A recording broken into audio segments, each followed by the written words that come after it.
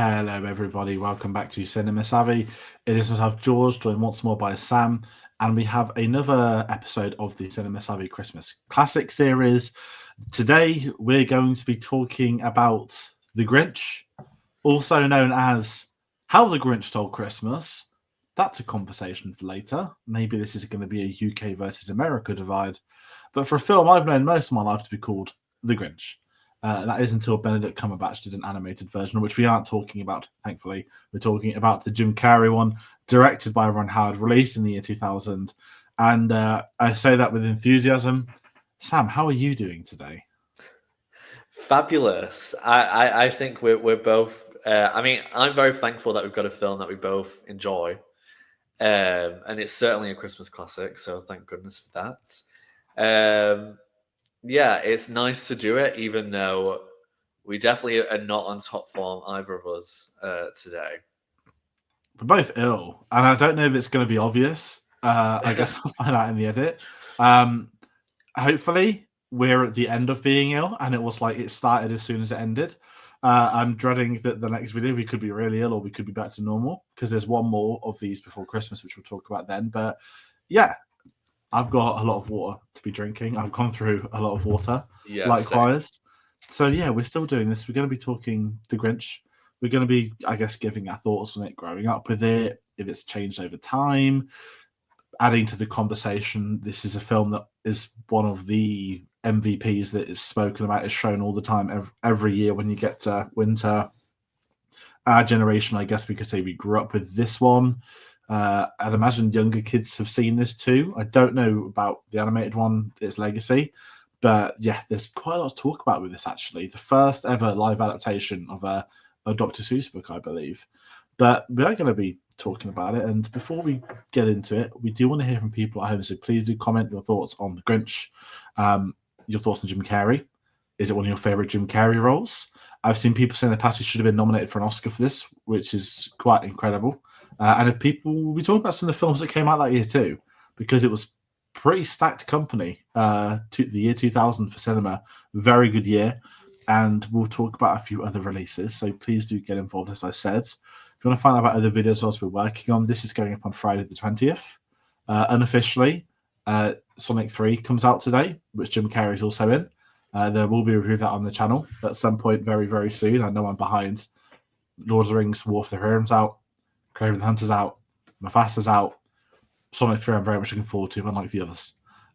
So, yeah, more Jim Carrey talks to come. But Sam, before I do our childhood thoughts, I'm going to do the Letterboxd synopsis. And It's almost like Letterboxd know I'm trying not to talk too much in a row because they gave us a lovely little line and a half, which is, the Grinch decides to rob Whoville of Christmas, but a dash of kindness from little Cindy Lou Who and her family may be enough to melt his heart.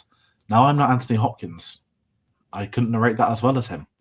But heading over to you, your history, memories of this, I guess. It's a weird one. I like these, but this is one we've both seen, right? Is this the first one of the series, this and Home Alone, for this year? The first two we've both seen before. Yeah. I think it is. Yeah.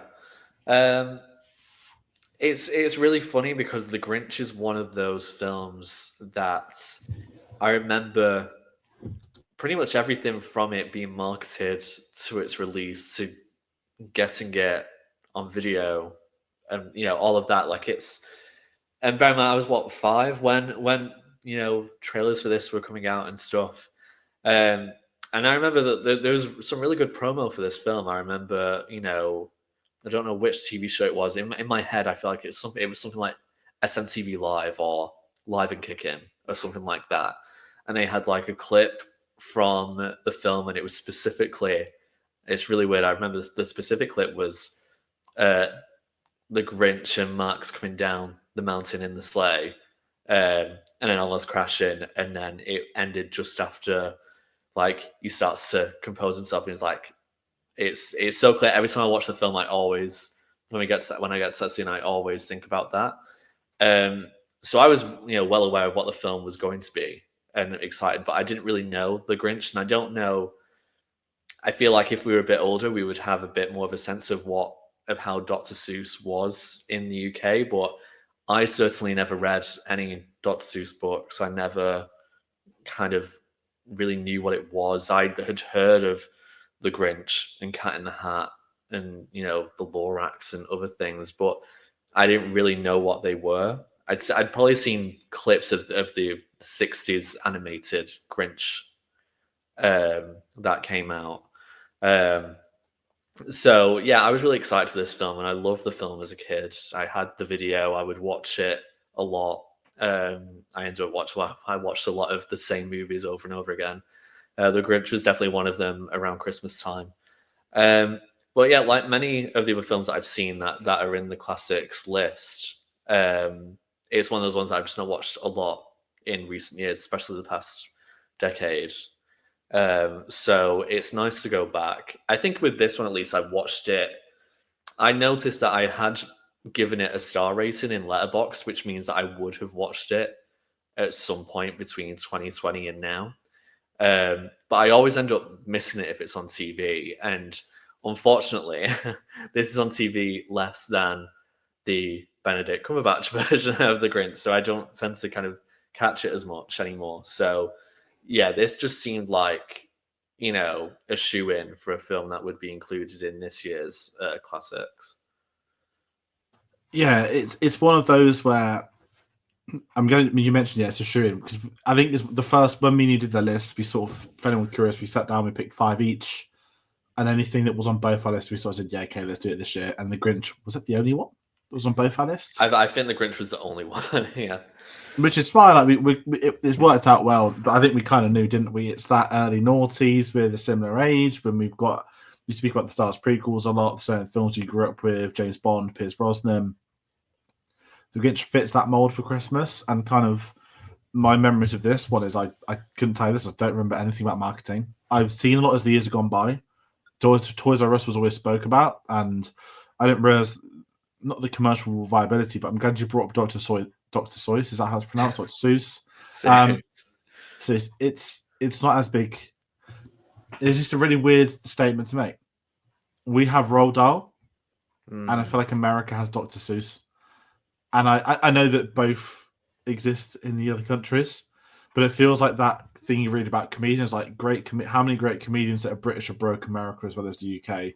How many have broke the UK that are in America? Blah, blah, blah. Obviously, they're both incredibly successful, but I felt like our British childhood stories were always related to Roald Dahl. That was the ones we'd hear and see about more. Whereas when the American friends seem to speak about Dr. Seuss, so I keep thinking I'm going to say it or I'm not. And it was a humongous deal when this film wasn't made at the time. So I didn't know any of that because to me, I was a 4-year-old kid. My dad's birthday is the 22nd of December. Many years we've gone to the cinema on his birthday. Just as a kid, we saw King Kong.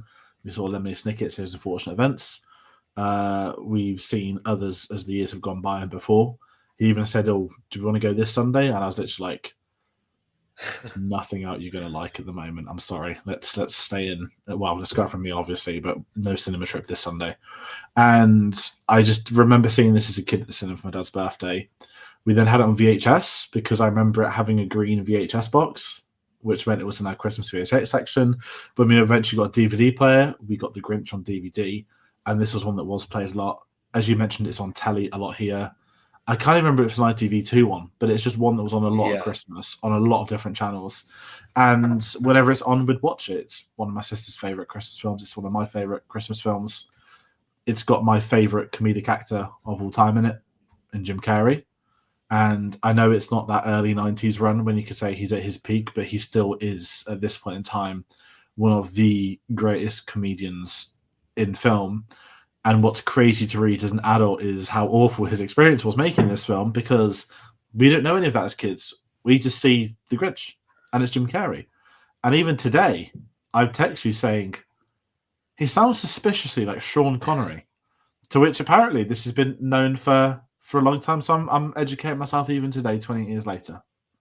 That's the name of a film coming out next year. Wow. It's not even 20 years later, it's 24 years later from when the film came out. Yeah, I mean, again, this isn't one of those films that I think, especially if you don't watch it a lot as an adult, you are going to find things out. You are going to learn things. We will go over some of those things. I know one of the things I'll share now is is that when Cindy Lou is talking with Martha May, and Martha May's got the bits and pieces from the angel that the Grinch made in her hair. Gee. And I've never, ever pieced that together until today.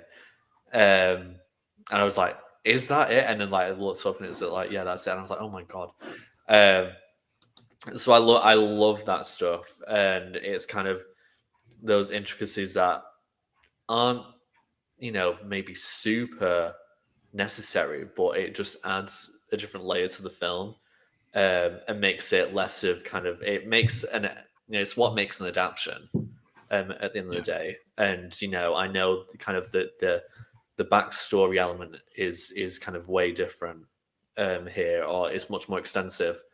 But it's these things that you need to do to kind of make a film stand on its own. And I think this film has always stood on its own. It was quite weird. I think I saw, was it on the IMDb when it was, I think had a 6.1 rating on there or something. And I was like, oh, okay, that was a bit weird. I thought it would be a 6.3 out of 10. And I thought, oh, that's quite weird. I thought it would have been higher. But, No. I don't know what maybe adults for, or maybe, I don't know why that score is like that on there. Is it like the Star Wars prequel effect that we're the generation that grew up with it, so we wouldn't have had a single clue that others might have disliked it? I'd actually make a good point there. If it's the first ever live action Dr. Seuss, everyone would have had a version of the Grinch. The older audiences would have had their animated one. Was it the 60s? The animated one? Yes, I think it was 66. But to be fair, Phantom Menace got 6.5 on IMDb. And I know it's had like other releases since then, which may have done something. It's interesting with certain films we grew up with, and I guess with Christmas films, because they're only really spoken about once a month, once a year, you don't get that, not repetitive conversation, but they're going to come up in conversation less. Like, I don't think I ever spoke to you about The Grinch until last month. No. If I have, it would have been in passing talking about Jim Carrey, wouldn't it? Yeah. And it is interesting that 24 years later, when we did the Mount Rushmore, Paul made a really good point. We were talking about Elf. And he said, if you think about, not our term Christmas classic for this series, but like if you think about almost the pantheon of like classic Christmas films, he made the point that Elf is almost the most recent one, and that was 2003. Yeah, in the 90s, the early noughties, there were so many being made, and this is one of those. And maybe it's the evolution of the industry, that there are definitely fewer Christmas films made. Big budget Christmas films don't tend to get made unless you read one of the worst films of the year, now streaming on Amazon Prime. Because it's a lot of money for them to put. It's not me getting to politics numbers, but for essentially 4 to 6 weeks of a cinema run, there's a reason I think a lot of them now end up at streaming platforms, because they're going to get humongous hits for the times, and people are going to come back the next year and the next year. Klaus is one a lot of people spoke about. I saw it for the first time recently, 2019. And it's all over Netflix's homepage, but never seen it outside of December, because why would they? And it's interesting with the film like The Grinch, and I think where I'm kind of going with this, and I'm sort of technically sort of talking about memories with it, but even when I got older, I became more of cinema and actors and actresses. I remember being gobsmacked, like, wow, Ron Howard directed The Grinch. Now, I couldn't tell you what constitutes a Ron Howard film. That's not a disrespect to him as the director. I haven't seen enough of his work. But a lot of the work I have seen from Ron Howard, obviously we know he's an Oscar-winning director. He's one of the most recognizable directors in the industry in terms of on camera. Of course, he had a background in acting. Was offered the Star Wars prequels, ironically, so when they made The Grinch, that came through. His daughter's gone on to be a great director as well, from what we've seen of her. But it's a Ron Howard film. And that kind of had me thinking today. I was going back to when we spoke about Home Alone with Chris Columbus. Obviously, Home Alone, Chris Columbus, before he really made it his own with his direction. But Ron Howard at this point has already released Apollo 11 or 13. I always get the two numbers mixed up. Ron Howard's an established name, and the fact that Ron Howard went on to direct The Grinch, I was just sat there like, God, imagine if Christopher Nolan said I was going to do a Christmas film. Like, I know he's not as commercially viable, Ron Howard, but it's that if you've got this famous book very famous to an author, the author's legacy, the first piece of work they're going to be done in this way. You want a proper team on board, and I think as much as we're going to talk about Jim Carrey, so much this film works because of Ron Howard. And if the film doesn't work, it's probably because of that direction too, because there's no Christmas film like this. And I know we're talking about, why did we pick the film? From a visual standpoint, forget the fact it's even like it was a book to begin with before. Visually, the sets, the production design, the costumes, the makeup. I know I'm generalizing film statements, but it has a visual identity that separates it from everything else. And then on top of that, you have the Grinch to separate him from everybody else within this. And I just think the way this film has been made is actually, in a really unsnobby way, it's almost a better film than it is being chucked under the Christmas film banner. Is that really rude to say? Not disrespecting Christmas films, but so many of them are like lovely, blinded, childhood, nostalgic ones, whereas there's a proper director making this, and we can see it. Yeah, I mean, I don't think I think it's fine to say. I think you kind of said it all, but I think what makes this film great is that everything just gels, and I think it would be quite difficult to make this story and do it really badly, because I think there's always elements based on what this story is. There's elements that will always come through, and I think a great story then has so much great production built around it. Everything from casting, from the performances, to what you've said about makeup, hairstyle, sets, music. It feels Christmassy. It gets you immediately in that frame of mind. It's very much a comfort film, I would say. I would find it and I can imagine that it's quite easy for people to just put this on and have it on in the background, but not taken away from the fact that a lot of people would get drawn into it.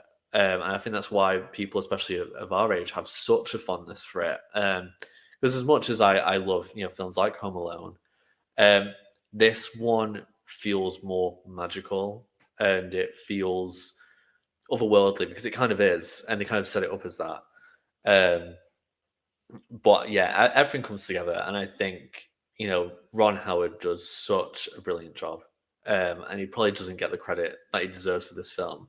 I think Jim Carrey quite rightly gets a lot of credit, and he needs to because if the Grinch himself doesn't work, then the film doesn't work.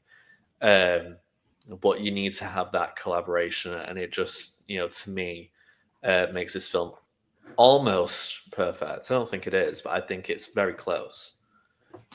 Yeah, I mean, you spoke about Jim Carrey. That I want to talk about something which is wild. To live in a world where Jim Carrey didn't play the Grinch. I don't know if you are aware of some of the other names that were involved, as in names that actors that were thrown around to have played him before they'd officially confirmed Jim Carrey. The report is they looked at Adam Sandler, they looked at Eddie Murphy, they looked at Jack Nicholson and Jim Carrey. And at those lists of four there, I know a lot of it was down to bidding. Studios were bidding with an actor for the rights. Obviously, we got Jim Carrey. I'm grateful we did. And I'll say this straight. I love all four of the actors we just mentioned. Adam Sandler would have been... Knowing this is Ron Howard's The Grinch, right? Of those four, only Jack Nicholson could have done it. And even that would have been incredibly creepy, not funny for kids. Eddie Murphy, hilarious. But it would have been like Donkey playing an angry donkey from Shrek. Like, I couldn't see Eddie Murphy doing this. I sat and I loved the Sandman. Adam Sandler, not in a million years, would be right for this. No. But Jim Carrey in Ron Howard's vision, in the film you get, I don't see any other actor being able to do this ever. And I'm not saying other actors couldn't do it. If there was like another version of The Grinch with another director, with another vision and identity, some of those would probably work really well. But like Nicholson and Sandler would be your two grumpy Grinches. Obviously, Jim Carrey is, but Jim Carrey's naturally funny and comedic. As a kid, it's way more exciting that he was this funny, crazy, and hinge person. But I don't know if that's less authentic, more authentic than the book. I don't know. But those names that mentioned, I really couldn't see any. I just thought it's worth bringing up because I didn't really know that there were other people in the running, especially in the year 2000 as well. Yeah, I didn't know, but it makes sense, and I can see why all of those people were kind of in the shortlist. It makes sense, but I think especially when you don't know what it's going to turn out to be, you've got to look in every direction really and kind of see which angle can we take this. But I think Jim Carrey, and honestly, I think this is one of the best performances. Period. I think the having Jim Carrey at this time, he literally is kind of had such a great decade. Anyway, comes into this new one with this. His physicality is absolutely top notch. Like he's always doing something with his body, with his face underneath all of that makeup, his hands, his line reads, his ad libs. Like he's always doing something, and he draws attention every single time.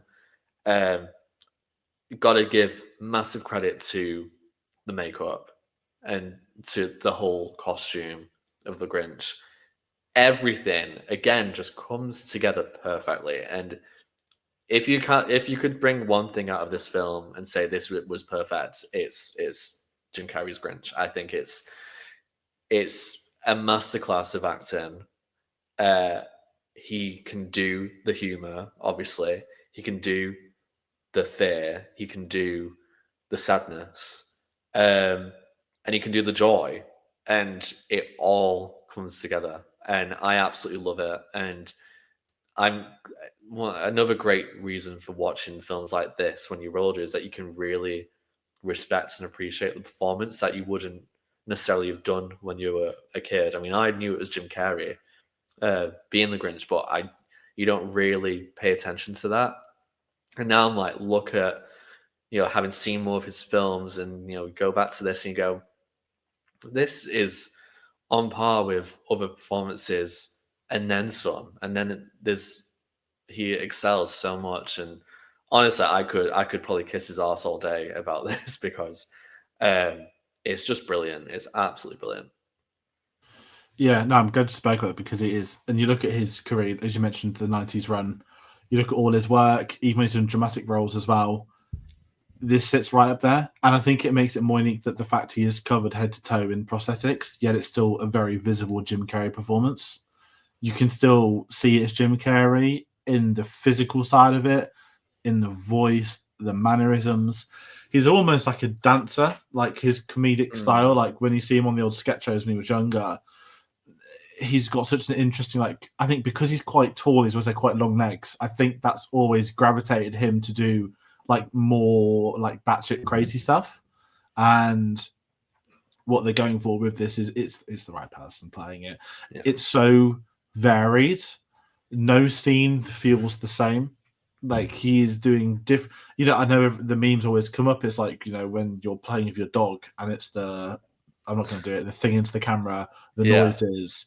You get things like that. You get the stuff of the heart. You get the hand movement. He is. The voices, the comment, it's great. And you know what? I don't know if him and Ron Howard ever worked again. In my eyes, I want to say no, because unless there's been something really obvious someone's going to say, but I would have loved to have seen them paired up. I know that obviously Ron Howard went on to do sort of Arrested Development. I don't think too long after this, but even getting them two together, it just worked. It's rightfully being spoken about in a series such as this. And yeah, as we said, Jim Carrey's the forefront of that. Ron Howard comes in, the pair of them worked so well. Got to give Universal some credit. I believe there was apparently a massive bidding war, and the wife of the author had loads and loads of like not like requirements, but if I'm to sell the rights to do the Grinch first, she had influence. This is exactly. And apparently the two comedy actors to begin with, it didn't say cast these, it said the person who's going to play the Grinch has to be an Adam Sandler or a Jim Carrey type.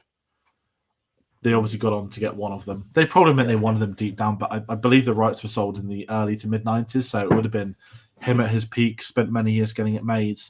And yeah, I know it's weird. It feels like a review talking about the cast, but you can't do this without talking about him. No. It's such a core point of it. And I mean, we have a little segment, don't we? What segment? It's on the notes. It's like Christmas within the film. It's weird to do it on one like this because the whole purpose of the story of the Grinch, it is the fact that he is someone that hates Christmas. It's almost like a fantastical Scrooge in a way that here's this creature, besotted creature away from civilization. He hates Christmas. He's going to steal. He's going to ruin it for everyone. And the whole logic is he grows a heart, and at the end of it, he has been charmed, as someone would say. He is well in on it. A Tale as Old as Time.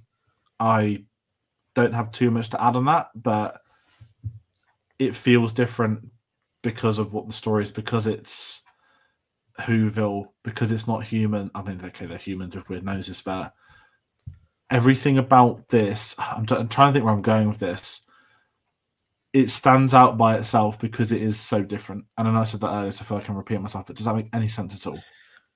I mean, I think it's the mix of different yet traditional. Like it's the whole, I don't like Christmas because of certain reasons, and obviously there's specific reasons for the Grinch. But it's that I'm not necessarily, well, I'm happy, but I don't want anyone else to be happy because of Christmas. And you get a character like Cindy Lou who's just like the epitome of cheesy. I think there's more than just the financial gain of Christmas and having presents and all of this stuff. It's more than that. Like she's very much, everyone just needs to be together, which is why she's so intrigued by the Grinch and the idea of him being alone or Mount Crumpet is kind of very sad to her. So I like kind of the resolution of the Who's when they don't listen to their absolutely terrible mayor and actually understand that the meaning of Christmas is everyone being together and being happy, and that all the rest of the stuff is just stuff, and it doesn't actually mean anything. So I find that really cute, and it's quite it's definitely more of kind of a simple thing, but I think it's something that rings true, and it's something that in these types of films it's nice to have. I mean, I would say my one sticking point with this film, or at least the main one anyway, is Cindy Lou Who, just because she's so like cheesy, all of that. So I just very goody, and as a kid I didn't really vibe with it anyway, and as an adult I'm like, oh yeah, but like just like it's like whole like sweet innocent child, and like I mean for me it was like my sisters would like that. For me, I didn't care for that as a kid, but I get, and there was a weird sort of not family thing, but my dad and my sister would be like, oh, my daughter's like Cindy Lou, and I'm like, shut up, no she's not. And that was me for 20 years as a kid. But yeah, it's interesting. Sorry to jump in, but it is interesting seeing how with the not modern lens, but seeing it us being older, going back to something like that actually is the kids right all along. And actually probably one of the more powerful moments of the entire film is when her dad stands up for her. That's really cute. And it's a really nice scene. Obviously you can get the joke where he almost dies later on when he stands in front of the sleigh, but it's a really nice scene when he stands in front of the mayor, who is awful. As a kid, you just think, oh yeah, this guy's like, I don't like this guy. You're shouting at a child. You're blaming the end of Christmas because of this child's just want of people to be together. And a lot of Whoville just agrees. And it's like, he's actually terrible. He's like a great dictator. Like he's actually just doesn't have that Jeffrey Tambor's not aged well in the sense of morals, but having the despicable mayor character actually be the sole reason the Grinch did go on to hate Christmas. And still one of my favorite flashbacks of any film. Hmm. I know we spoke about the prosthetics on Jim Carrey, but the baby Grinch, Oh young my Grinch, god. the costumes are incredible. Some of the animatronics are incredible. I've always thought they're hilarious. The particularly the baby one always eating the Santa plate always used to make me laugh. I don't know why.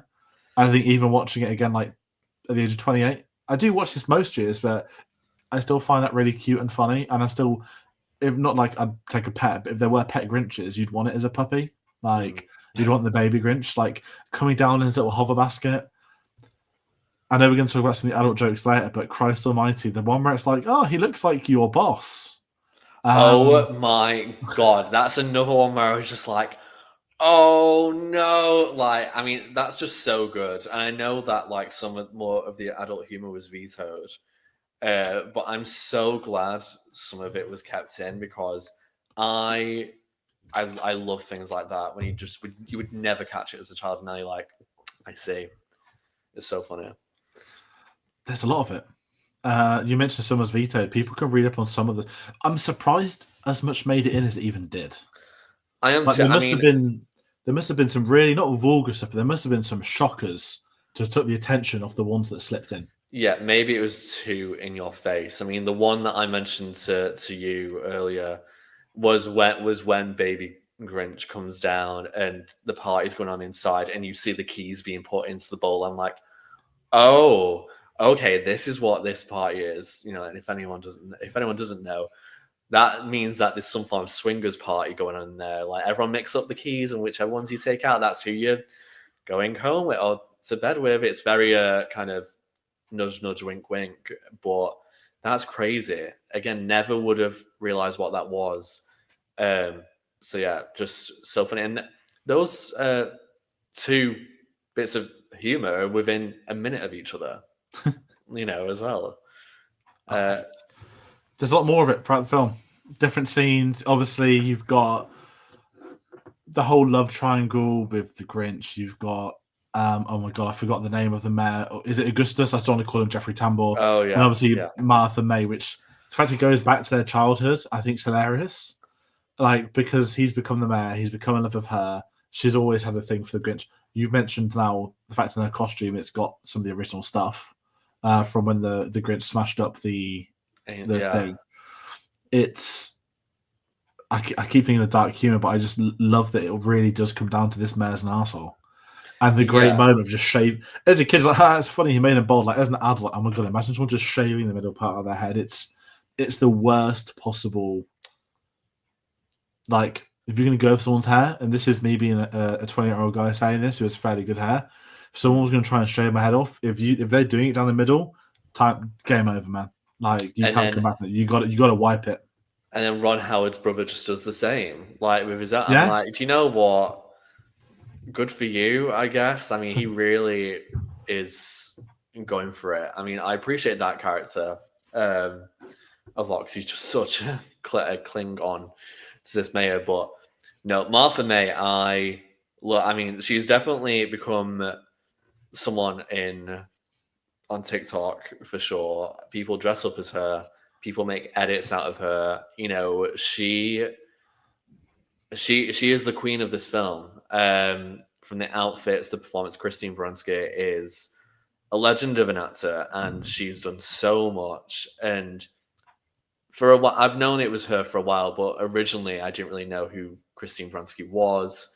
Um, but she's got such an iconic voice, and I've just sent voice notes to my sister before where I've just gone, Betty, hi, and just doing it, and yeah, she's just awesome. I love that character. And I love her rivalry with Cindy Lou's mom, Betty Lou, who's Molly Shannon, and Molly Shannon's great as well. Um, yeah, there's a lot of great casts in this film, um, and it just makes all the better because a lot of these people are so naturally funny. yeah, And I think when you get people who are naturally funny playing not serious roles, but roles where they aren't going to be doing joke, joke, joke, joke all the time. They're not there to be the complete comic relief, but that means that when they do that humor, it just feels so natural, and so weaved in really nicely. But yeah, I think the mayor is just an asshole, and it's that I've now just get the vibe that he did all the work to become mayor just to get Martha May to like him. But I think ever since he smashed up the angel, that was never going to happen. But I feel so bad for young Grinch. I just feel I always have, but do you know when you just go, oh my god, that was the moment where he's like, you know what, I'm going to live in a mountain forever.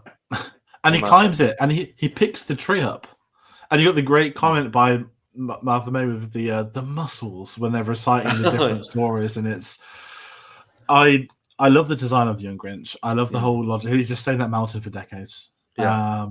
The teacher, by the way, she laughs at his face. I'm like, you deserve something like not good. I think everyone's had that moment, not a broken shave, but everyone's had the embarrassing moment at school, particularly if you've got a crush or something like that, and everyone laughs. And I always, but obviously you're meant to feel sorry for him, but I love that it all then becomes fair on them all because he throws the toy at some presents.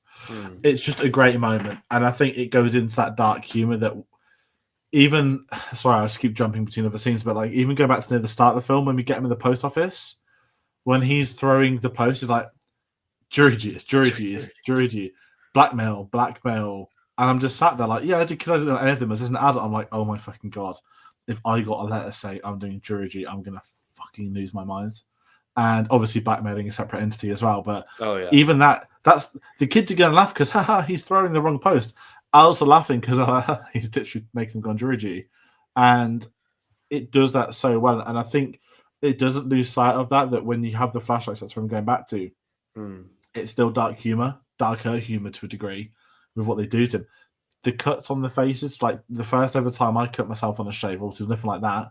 But you think of the Grinch because you know it happened to him. And I just find it hilarious. Also, the fact that the babies come from the sky, I know it's obviously a metaphor for how babies are born. Yeah. Not because Wicked's come out, and obviously a green baby's born in that. The Grinch's mother and father, who are they? Where are they? Questions that's probably been answered in the book at some point, but Elphaba. Elphaba's the mother. Right? It's very similar. I did think I was like, did the Wicked book come out before this film? I was like, it did. I don't know. I don't know my Wicked lore. I don't know my Grinch lore. I think it did. I think it did before the film, but I don't know if the babies flying down would have been in the book. I don't know. I'm way overthinking it. Was when the Wicked book came out. 5 years before, and it's before the musical, which was 2003, wasn't it? Yeah. Sorry to go on a weird Wicked tangent, but this isn't the first film with the green lead actor we've been speaking about on the channel for the last month. Sorry, I feel like I've really sidestepped. I missed anything? Did that as well. It's a nice, fun discussion. That's what these videos are for. They're not in-depth reviews. It's more of a fun chat. We needed to talk about the adult humor because it's not even, I wouldn't say alarmingly, but it's so there. And you just can't get there as a kid. And I think that makes the film better. Not that it's my type of humor, but I feel like the Aunt to a Kids film is making it as enjoyable for adults as well as kids. And a lot of great films, particularly animated films, are able to strike that balance really well.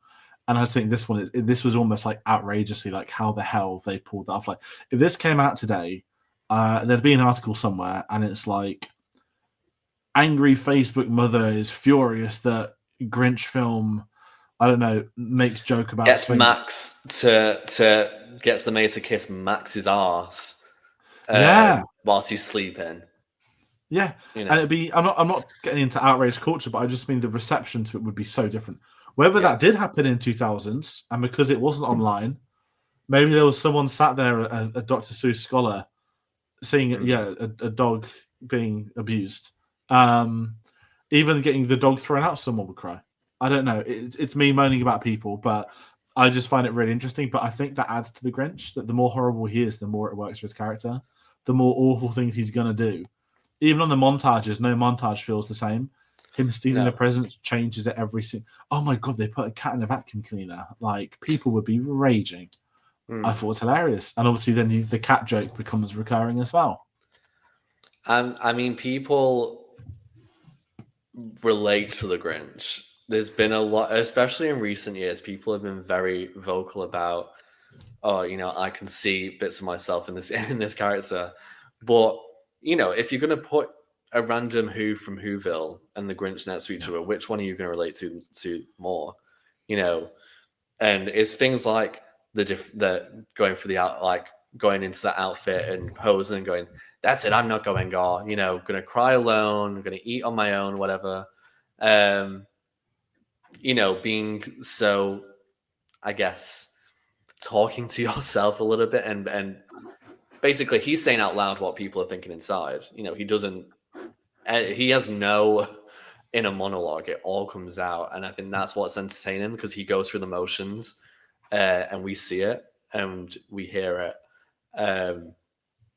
But yeah, he's just, I can't, I'll just end up, talking about the Grinch himself even more. That mask that he wears is creepy at the beginning. Yeah. Really always creeped me out. It looks like the Batman Returns. I know it's not, yes, but it always looked like that. The window for Shrek Enterprise. Yeah. No, it absolutely does. But then you go from that to the male to him up screaming, which always made me roll on the floor laughing. Just so good. I'm so happy. I feel much better about being ill now, because I feel happy about talking about the Grinch. One thing that I wanted to mention was the music, just because I had a little bit of kind of, I think I wasn't truly aware of, but I'm like, oh, like the music in this is really cute, and James Horner does the score, doesn't he? And there was certain bits where I was like, oh, I can totally tell it's him now. Like when you really pay attention, it's like, of course. I mean, it sounds not, for example, like Titanic, but I can feel like the connection a bit. But one of the things was just that the song "Where Are You Christmas," which is sang in the film, was, originally a full length version was supposed to be performed by Mariah Carey, and it didn't come out because there was a label dispute. And yeah, basically, I only read up on this today, but basically her former husband blocked the release of the song during the legal battle in their divorce. So I'm just like, can you imagine if Mariah Carey had another Christmas song? And I think the song is actually quite good, and Faith Hill sings it, but could you imagine if Mariah Carey had released it? And she says it's probably in her archives somewhere in the vault. Could you imagine if that came out? It could want. Have you seen it on the news? Not to sidetrack. They found a load of old unused Michael Jackson songs this week. Oh, really? No, I've not seen that. They found it. I think I can't remember where, but it was on the news. They've just found a load of unreleased songs. So I'm just sat there like, so Michael Jackson's released new music before George R. R. Martin's finished publishing Game of Thrones. Interesting. But no, the Mariah Carey, I didn't realize that. That's quite wild, because she did pop up. Well, she didn't. A song popped up in Red One. I've now spoken about the film twice. I'm sorry, don't watch it. But yeah, Mariah Carey popped up in that. Very strange, very weird. Not quite sure why. But the music of this, it's also the songs. The actual, we're going to do the Grinch song, but we're going to change it up a bit. There's a lot of musical numbers in this, and it is very cute and it's very Christmassy. And it really, when you get to the end and they're all together arm in arm, it really does solidify the meaning of Christmas, the importance of it. Still a bit concerned about the snowflake. When it lands, do they all die and get melted and perish like an apocalypse? I don't know, but I've thought of that since I was a child. Are there millions of other Whovilles? Is every snowflake a different Whoville? Is there a Grinch in every snowflake? Who knows? How do the helicopters come in? All these in-depth questions that I know I never get answers for, that would never need answers for. But and also I love the fact it is on a snowflake. It just makes it feel a little bit more Christmassy. Yeah. And again, it's that visual identity that it isn't set on Earth. It isn't set anywhere else. It's not somewhere we know. Not there's anything wrong with that, but you want it to have a distinct look. And I'm glad it's this well set on a snowflake. I'm glad it doesn't look like Earth. It isn't like a skyscraper city. It doesn't look like a park. It actually looks like we've built these incredible sets, we've built these towns, we've built these devices, these cars. I know so much of it is Dr. Seuss and Mm. the imagery, akin to Roald Dahl with what Quentin Blake did for his work too. But to still get that the way they do, I never saw the Cat in the Hat film that came a few years after. I've heard Oh it's, wow. I heard it was like what they call it, one of the worst ones ever made. Meme cultures like rinsed it. That generation's grown up and rinsed it. But you don't get many Dr. Seuss adaptations. I wonder if his family or his estate is still strict with them. I know Mm. the Despicable Me people did the Grinch animated film, which I've got no intention of watching. But I did mention production design. I do want to really quickly talk about the Oscars. I know we didn't Yeah. do too much on these. This film won an Oscar, and that doesn't really, I say, it doesn't happen often for Christmas films, especially modern Christmas films. This won Best Makeup and Hairstyling, which is a given, and it was nominated for Best Production Design and Best Costume. I'm all for the production design one because I think it looks amazing. And Mm. even looking at this film, I think I read somewhere, it might have been on another video. This had the record for most like actors slash extras in prosthetics until Guardians of the Galaxy 3 came out last year. Wow. That's crazy. 24 years. I know there's CGI now, they might digitalize extras, but extras in prosthetics, to have that record for that long, the Guardian sequence is literally like a furry animal planet. So I get that. But I just assumed at some point after the year 2000, there still would have been more than just one film that's done it. And Mm. the costumes go so well with the production design, which goes so well with the hair and the makeup. Everything comes together. And I'm glad this film did get some professional accolades. I know that's a weird thing to say in a Christmas video. It's not something I look for and care for with Christmas films, but this one, it's got its respect from the industry after Christmas in February or March, and rightfully so. I just really wanted to bring Yeah. that up because we don't get that often with Christmas films. No, I just think it's really impressive because I mean, I think if anyone's going to judge, the film really harshly, then it's like, well, look at the response to it at the time in terms of that. And a film's success is not, it's not because they've been, nominated for an award or won awards. That's not the meaning of it. But I think it just goes to show that if the general audiences, the contemporary audiences at the time, enjoyed the film, and it, tripled its budget back, I Yeah, think, or something. That came back. It's got the legacy that it has, and it also additionally was up for awards. I think that's something that should be celebrated.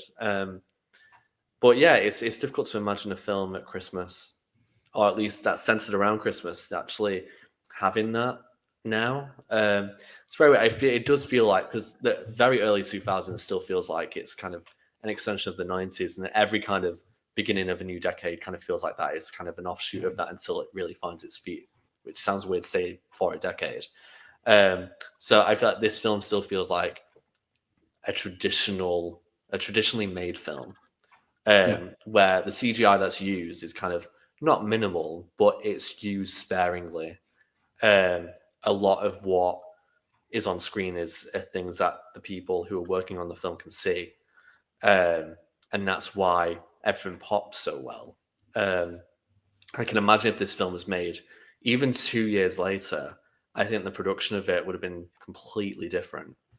Um, and again, it's just a testament to the work that the people who were on it at the time did. And I'm really glad that this got made when it did, because I think it has the best of both. But yeah, I think the production is absolutely gorgeous, and it feels like Christmas. It feels like you're basically in a town of Christmas, um, and I can't imagine Whoville not at Christmas time, even though clearly there is. But I can't imagine Whoville without snow and all the lights, the Christmas tree. Um, yeah, yeah. nice, well said. I mean, before we start slowly getting to favorite scene or final thoughts, do you have anything else you want to bring up before we segue into that? I mean, I will. I know I mentioned about Cindy Lou Who, but I do think Taylor Momsen does a great job as well, Yeah, and she's got to. She plays the innocent, you know, uh, caring person really well, uh, and I would be remiss to not mention that she grew up to being the pretty reckless. that she was in Gossip Girl. That her career has kind of gone in a different direction. A lot of people, she was one of those, especially in kind of the early 2010s, when it like, look what they grew up to be, and it was always kind of a bit sad to see people put in a picture of her from this film next to her in the present day, because it was like, well, yeah, of course she's grown up and she's going to have her own life and do her own thing, so why are you doing this just for clicks and stuff? It's things like that I just think are really weird, and I think it's just not very fair. But yeah, actually, yeah, she did do a great job. I just wanted to mention that before going to favorite scenes and stuff. No, I'm going to do this. Okay, favorite scenes. I mentioned the flashbacks. I know that's like a more than one scene, but I love that. Without that, the Grinch is just this thing that hates Christmas. That's gonna like, you could take the flashback out, and the film will still function, but it won't be as good, and you won't really understand. And not everything. I know we've criticized recently, like not every villain needs their origin explained.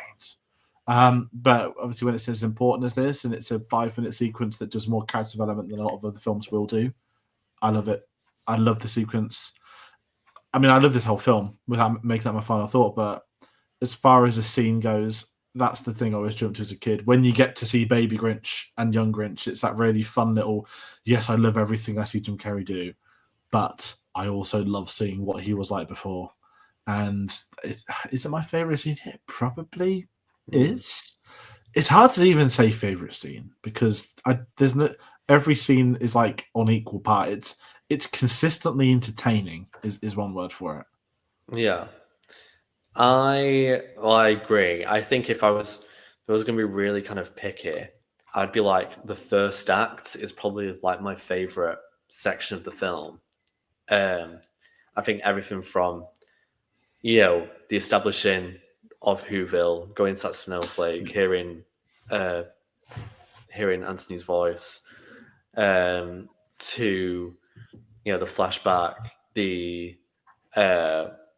post office scene. I know I mentioned the Martha May high thing before, but seeing Betty Lou putting the lights up and then seeing that gun shooting all the lights up, and I just think that's again just other bits of humor that really vibe with me.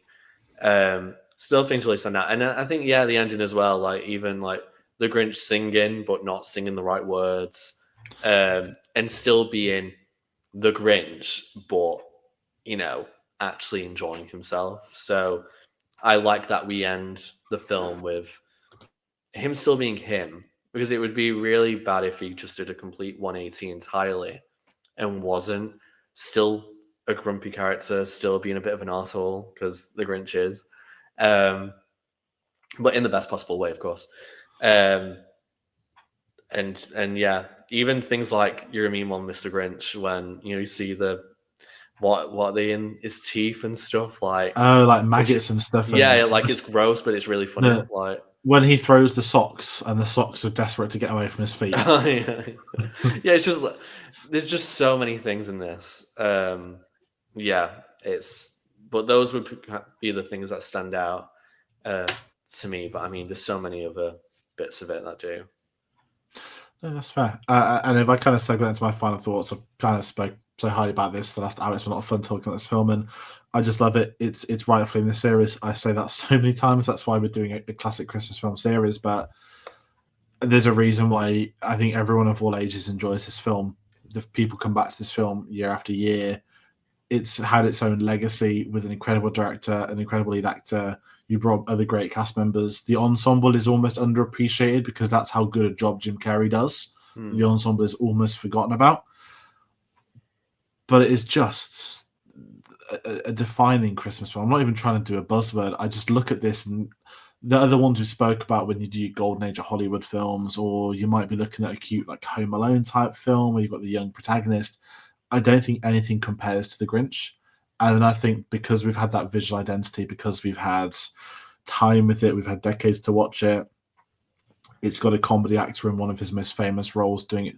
Imagine if he was crap in it. Imagine he'd have hired Jim Carrey and he wasn't funny as The Grinch. The film wouldn't work. film wouldn't have worked.